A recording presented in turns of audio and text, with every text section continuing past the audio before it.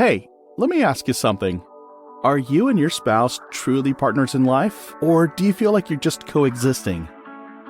Welcome to Beyond the Rut, the podcast that helps Christian men break free from their ruts in life and create a life worth living in their faith, family, and career. I'm your host, Jerry Dugan, and also the author of Beyond the Rut. And in this episode, we're going to talk about how marriage is more than just sharing a home, paying the bills, and raising kids. It's a partnership, one that thrives when built on faith, trust, and mutual support. But too often, we find ourselves operating like business partners rather than life partners, just managing logistics rather than growing together. So, what are we going to do? We're going to talk about what it means to have a God-centered partnership in marriage, how to support each other's growth, strengthen communication, and build a marriage that goes beyond just surviving to truly thriving. So, grab a notebook and a pen, and let's get started. Here we go.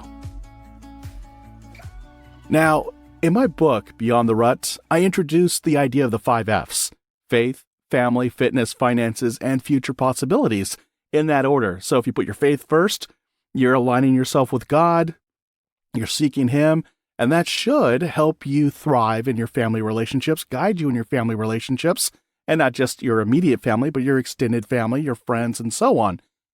And then there's fitness, kind of at the center of it all. You got to take care of your body, take care of your mind, take care of your emotions, all those good things. Then you got finances. A lot of us as men, we really put finances first. We strive for the big paying job, the job titles, the office with a view, all those things. But pursuing that usually takes a toll on us. It starts to take a toll on our health, take a toll on our families. And so I like to put finances fourth because it is important. You kind of need money to buy things, pay rent or mortgage, all those things. But if you make it first in your life, you'll find a lot of these things start to fall apart. So finances is fourth because it kind of puts it in a healthy spot. Important, but not the only thing. And then the future person you want to become. You should always have that as a driver in anything you do, and a reminder of why. So these are key pillars in life for living a meaningful life. And that's what I talk about in Beyond the Rut. Create a life worth living in your faith, family, and career. If you don't have a copy of that, by the way, you can grab a copy off of Amazon. Just go to beyondtherut.com/book. It'll take you right there onto Amazon, and you'll be able to buy that. So now, some of the points I want to make here. Family is more than just the people in your household. So it's not just your spouse and your children, although that's kind of the core group here in American society, the nuclear family setup. If you were to take society and break it down to the smallest community possible, it is you and your spouse plus any children you may have. Now, you can extend that though. Some of us aren't married. Some of us aren't married yet. Some of us never want to be married. Maybe we have kids. That's part of your family. But some of us may not even have kids. Maybe we have fur babies. Maybe we have a close-knit group of friends who are family by choice. Now, these are the relationships I'm talking about here. Specifically for this episode, though, I'm talking about marriage. Marriage as a partnership, marriage that is God-centered, and so marriage as a core of this foundation of society. And when it's strong, the entire family benefits. So if you're aligned with God and you're treating your partner as a fellow child in God, then you're treating them with dignity and respect and honor, and you're cherishing them and the love that they bring and the love you bring and all that good stuff. So this marriage is the core foundation for all your relationships. And when it's strong, you see that your immediate family, your children, their children, your cousins, everybody starts to really benefit. Your neighbors start to benefit too, because the way you treat your spouse kind of, in a way, helps guide you in how you treat other people. In some sense. Not always. Because there are times where you got to choose, like, okay, I got to support my wife over, that buddy of mine over there. I really got to navigate this. And so now I'm just kind of opening up lots of cans of worms here. But here's the challenge. If we don't invest in our marriage intentionally, everything else kind of suffers. Because on earth, if we're married, that should be the number one relationship with any other person we have. And if we can't give that relationship the top priority it deserves, it impacts everything else. We start to I want to say take an unhealthy approach to a friendship. We lean too much on a friend as opposed to really, getting to know our spouse and being intimate with our spouse and knowing them on such a deep level that you can almost finish each other's sandwiches in a way. And if you get that reference, bonus points to you.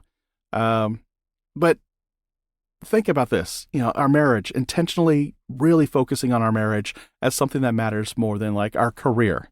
Sometimes, if not always, if we prioritize our career, it could take time away from our spouse. That might build some resentment there. When you come through the door, and this is how you'll know if you're putting more time into your career or your job than you are your family, is when you come home and your spouse is immediately demanding of you, like, hey, I need you to take out the trash now. I need you to go take the child to soccer practice. Hey, where were you? I need you to go pick up dinner. That's kind of resentment coming out. It's like, I'm competing with your career. Here's me exerting some sense of power or voice in this situation. And that's not healthy, and it might be easy to just say, well, my wife needs to just suck it up and drive on. This is what pays the bills, or my wife needs to find a better way to communicate. But, in a Christian marriage, we often like to say that the man is the head of the household. And if you truly are the head of the household, that means you got to lead the way Jesus led. And so now we're talking about servant leadership. So if you're starting to see this resentment bubble up, it's up to us as the head to recognize it and say, hey, I feel like you got some frustration here, and I'd like to understand more about this. And you got to just shut up and listen and be ready to process that. Not counter it, just listen. Now, if communication is weakened, the intimacy between each other starts to fade. That trust that I can share my thoughts and feelings with my husband are out the window, because if I share anything, he just gets mad and then tries to gaslight me to think that he's the one who's shouldering all this responsibility, and I've got it easy. So strong communication does require some humility on our part.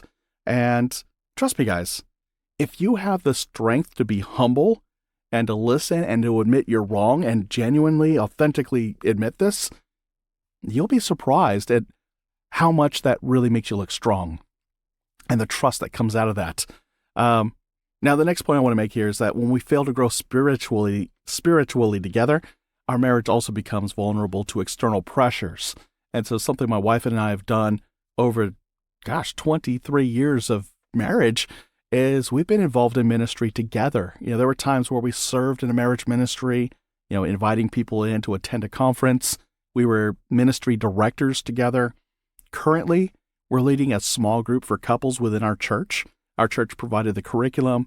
We just provide a setting for people to come together and a bond and get to dive into a message that our church has provided for us to share with them. We don't preach it, but we facilitate a conversation.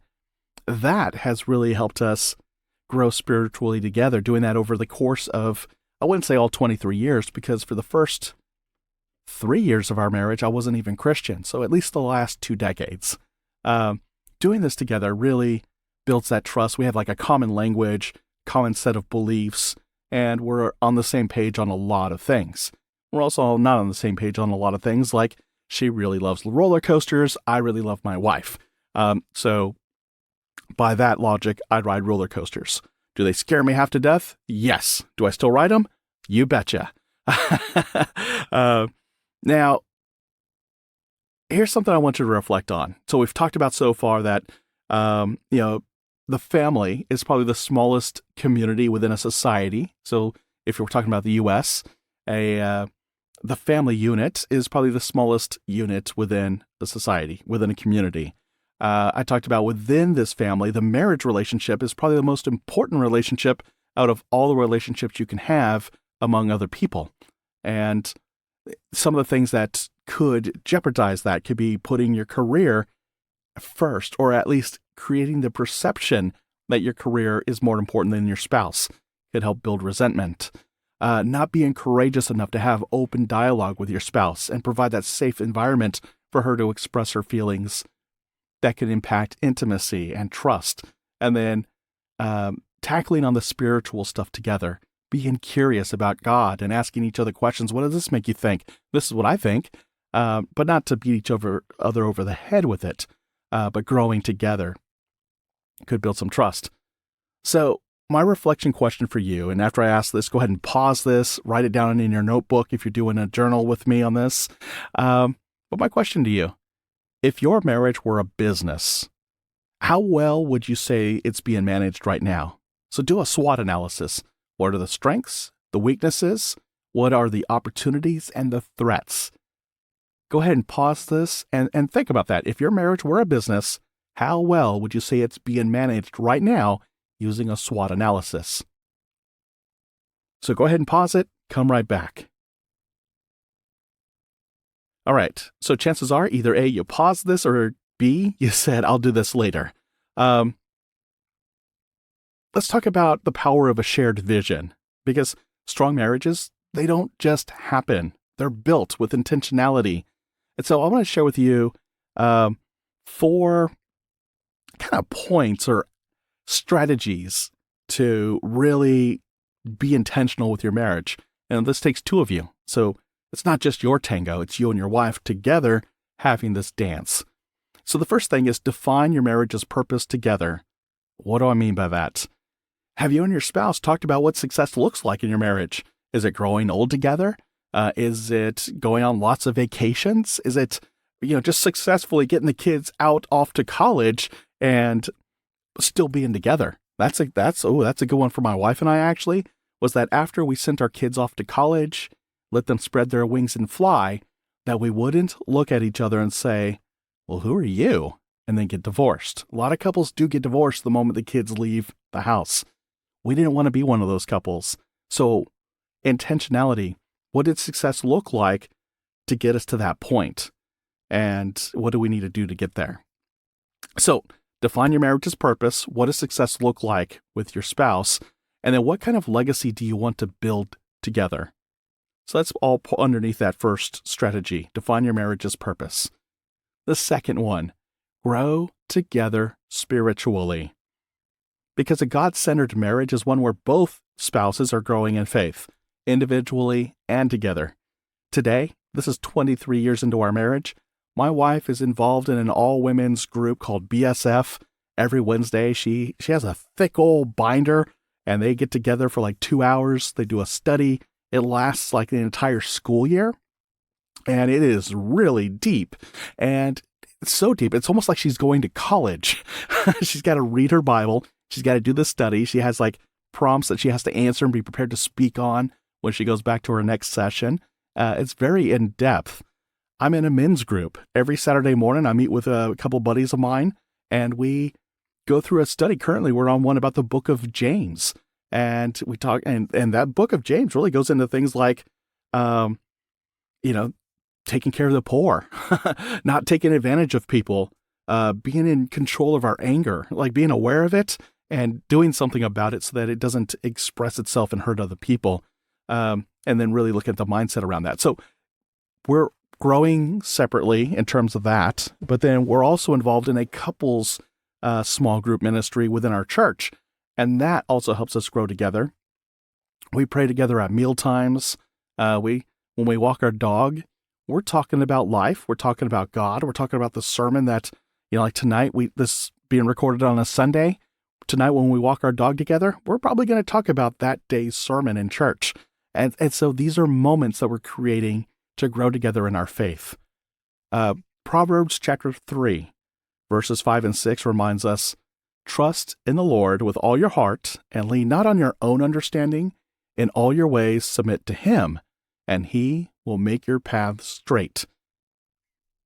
Now, I love that one because there have been times where, in fact, this was one day many, many years ago, my wife and I were about to kick off a marriage ministry meeting. So it was us as the leaders bringing other couples together who were leaders, and we were going to go out into our city and generate support for a marriage conference. That whole day, my wife, I could tell she's annoyed at me and with me. And at the same time, anything she said, I took it as she's just countering everything I say. And this was like bubbling up. If you ever have seen the movie Ghostbusters 2, kind of what I'm thinking of. It was like we were just getting madder and madder with each other as the day went, almost as if we had the pink slime on us, and that was just bringing the anger out in us. We pulled up to the door of the home where we were going to host this meeting, and we were, at this point, not willing to talk to each other. It was kind of this like, we should probably drive home and just call this whole thing off. We're not the right people to lead this ministry. What were these people thinking when they put us in charge? But instead, when we pulled up to that front door, I just turned to my wife and I said to her, Liv, I don't know what's going on, but I at least know you and I should probably stop right now and just pray. And from there, we either go inside this house and we lead, or we go home and we have a deeper conversation, or a combination of both.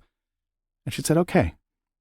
She put her hands out, I held her hands, and we prayed. And the thing I prayed over was, just to thank God for reminding me that my wife is not my enemy. And I don't know what's going on, but clearly I'm bringing something to the table that isn't helpful for the two of us. And I don't know if there's any pain I caused my wife, but if there is, give me the humility to ask for forgiveness, to listen for whatever it is I'm doing, and make amends for that. And I just surrender to you, God, and I surrender to this marriage, and I want what's best for us. It was something like that. I don't remember the exact words, but I remember I was just in the spirit of like, I need to surrender. Whatever I'm trying to hold on to and win, I'm not winning. So there's no point in this, but I want my wife to know, and I want God to know, I'm surrendering this. I'm done. So what do we do from here? And so by the time I said amen, my wife leaned over and she gave me a hug. She gave me a kiss. She was so close to crying. She said, thank you so much. I don't know why I've been mad at you all day. But just hearing that, I know that you are my husband. There's no doubt. And you're not my enemy. And it's definitely the enemy attacking us. He doesn't want us to go into this house and lead this group, into this ministry, into this mission, and help other married couples strengthen their marriage, because that is the big threat to Satan. And so it was like, wow, I didn't even think about all that. And that all came up just from my prayer in my own wife's heart. And I was like, oh man, let's go, let's do this. And we actually wound up having a very good season for that conference that year. So think about that, trust in God, submit to Him, and He will kind of straighten everything out. And it may not be the way you think it's going to get straightened out. Like everything my wife locked in on when I did that prayer, I didn't manufacture any of that. That was from within her, and all I did was just share what was going on with me, and I had no intention to get her to say and see things in a certain way. I was just like, here I am. This is me. It's yours. And that was my spirit behind that prayer. And in response, that's what I got from her, was her joining me in this sense. So grow together spiritually is that second strategy. Pray together, because the couple that prays together stays together. Study scripture together. You don't have to open up the book and read to each other. I mean, some couples do that. My friend Brandon, who used to be the host of the show, he and his wife do that all the time. But maybe there's a verse that stands out to you. You just share it with her. Discuss it with her while you're on a walking your dog if you got a dog. And hold each other accountable in faith. Now, Liv has to do this with me probably more often, because there are times where I just want to win an argument, not so much with her, but with a friend on Facebook about politics, or if a boundary is crossed and it's just this is a big fat no-no. I want to be the person who takes a stand and advocates for somebody who I think is at a disadvantage. And my wife, Liv, does a great job of helping me take a step back and really think about, what's the impact if I go ahead and let loose with this anger I feel, or I let loose with me being right? What's the long-term impact here? What's the end goal here? Is there another way to reframe this so that I also represent Jesus Christ in an honorable way? And that's her holding me accountable and she'll remind me, as the head of our family, I need you to think this way. I need you to represent Jesus in this light. Not the fire and brimstone God wannabe, but an actual ambassador of Jesus. And I'm like, wow. And then I always have to take a step back and think about what she said, get unmad, and then move forward. And it always requires humility. Always, always, always. Strategy number 3, by the way. So first one was define your marriage's purpose.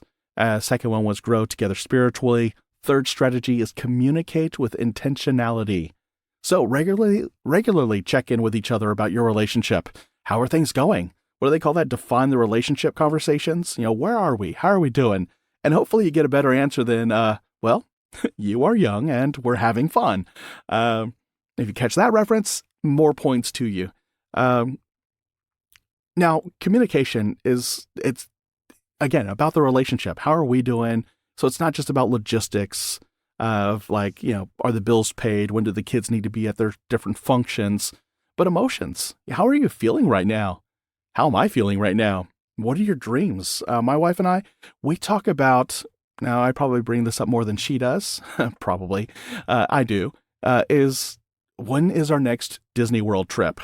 and it doesn't take much for me to start thinking about that. All we have to do is just hear any little reference that might be something slightly related to Walt Disney World, and I'm already planning the whole thing. And when we fly out, when we come back, how long we stay, which resort we stay at, all those things. Those types of dreams. Where do you want to go? There are things my wife wants to do. And so listening to her and then determining which ones does she really want to go after and which ones are just her kind of throwing out ideas. I think the shocker to her was almost everything that comes out of my mouth, I kind of want to do. Like, I do want to see all the different Walt Disney World parks around the world. I do want to take our family to Japan. I do want to do a trek through all of Europe. I want to do the Camino del Santiago. And so those kind of freak her out a little bit, but she knows about those dreams. Now, set aside time either weekly or monthly and just talk these out without any distraction. Carve out time each day. For us, we walk our dog every night. And so we've got about 10, 15 minutes uninterrupted time right there where we just talk. A lot easier when you're empty nesters, by the way. We didn't get as much time like this. No, when we were raising our kids, we carved out about 10 minutes after I got home from work. And we just went to our room, closed the door, and diffused. Just mommy and daddy time. No hanky-panky because the kids were right outside that door waiting for us to come back out. So a little weird. We didn't want them to hear things they weren't ready for that we weren't ready to explain. So there you have it. Moving on because, wow, it's getting hot in here, guys. Strategy number 4, support each other's growth. So encourage your spouse's personal and professional growth rather than just feeling threatened by it. Because there are some guys, they don't like the idea of their wife possibly earning more money than them or having more accolades than them. I don't care. I mean, if my wife wants to become a congresswoman or the mayor or start her own company and, or start a blog or write a book, go for it. If she wants to become a pastor, I'm behind her on this. If she wants to go back to college, anytime. Let's go. How do we make it happen? That's the kind of encouragement that I think the Proverbs 31 husband exhibits. And you're like, wait, Jerry, you got it wrong. It's Proverbs 31 wife. There's a husband in that. 3 verses. I recommend you read Proverbs 31. I think the first one is he himself has a good reputation among the town. He's known at the city gates. But then he also demonstrates how, and he states this to the children, how blessed they are to have her, and he has full confidence in her. And that's this. Encourage your spouse. If she wants to go to a Bible study once a week, sure. What do you need from me? Okay, well, you need the car on Wednesday mornings? You got it. I don't plan things that require me to use the car around Wednesdays. If you absolutely need to have me there, well, it's probably not a meeting for us to have then. I'm willing to do that for my wife to be able to go to this thing every Wednesday. Some people have a hard time with that. And if you're having a hard time with that, this is me being frank. If you're having trouble accepting and allowing your wife, I don't want to say allowing, because that's right there. I think the biggest thing, like if you think you have to allow your wife to do things, I think some counseling is in order for you. because that's a sense of control that I don't think I should have over my wife. I don't think anybody should have that kind of control over their spouses, to be honest. So encourage your spouse, both on the professional level and the personal level. You both grow. She's going to grow. She's going to share that with you. You cheer her on. You're going to grow because you're going to learn about things you didn't know about. A whole new world, man. Just like, what was it? Whatever Disney song it was. Whole new world. Oh, it's going to bother me. I can't remember. Was that in Aladdin? Don't you dare close your eyes. Okay, what? Jerry just got weird. Sorry, guys. Give me my man card back. So here's the thing. When you're celebrating their wins with them and you're walking alongside them in their struggles and their journey, and they're sharing something really cool with you. They're sharing their journey with you. They're making these accomplishments, and they're not just simply surrendering to you all the time. You know, like they have something they can be proud of. Because believe it or not, it's kind of egotistical of us to think our wives should just be happy with us. You know, it's they're with us. They're not for us. And it's kind of that's the whole thing about doing life together, right? Is you're together. So what are those 4 strategies again? Define your marriage's purpose together. So what does success look like in your marriage? Grow together spiritually. That's number 2. And that's pray together, study scripture, hold each other accountable in faith. Number 3, communicate with intentionality. So don't just talk logistics about the week, but talk about where you are emotionally, what your dreams are, what her dreams are. How can you support each other in getting these things to become reality? And 4, support each other's growth. Encourage each other on a personal and professional level to grow rather than be threatened by what the other person is doing. And walk alongside each other, your partners, side by side. You know, Eve came from the rib side of Adam, not the head, not the foot, from the side, and are side by side when they're presented to us in the Bible. That's the same thing for us walking in this journey of life together, that we are side by side with our spouses. So that's something to keep in mind there. Now, the action step for the week. Set up some dedicated time with your spouse to talk about your shared vision for your marriage and how you can grow together. So if that's 5 minutes at breakfast time, if it's after work, you carve out some time while the kids are playing in the living room, whatever it is, dedicate some time, stick to it, and talk about that shared vision for your marriage and how you can grow together. Now, as we wrap up, I just want to remind you, marriage is a journey. It's not a destination. You know, the wedding, that was a destination, but the marriage is everything that happens beyond that till the day you die. Or divorce, but hopefully that doesn't happen because you're doing all this stuff to be intentional for who matters most on this earth. So the key is making sure that you and your spouse are moving forward together, not just living parallel lives, but you're together, crossing paths, getting to know what each other is doing, supporting each other, celebrating each other, all that stuff. Now, if you want some more journal prompts to kind of go deeper into what we're talking about here, check out the show notes, beyondtherut.com/429. There you'll find 3 journal prompts to help you through the week. Just take one like tomorrow morning and dig a little deeper. Wednesday morning, do another one. Thursday morning, do another one.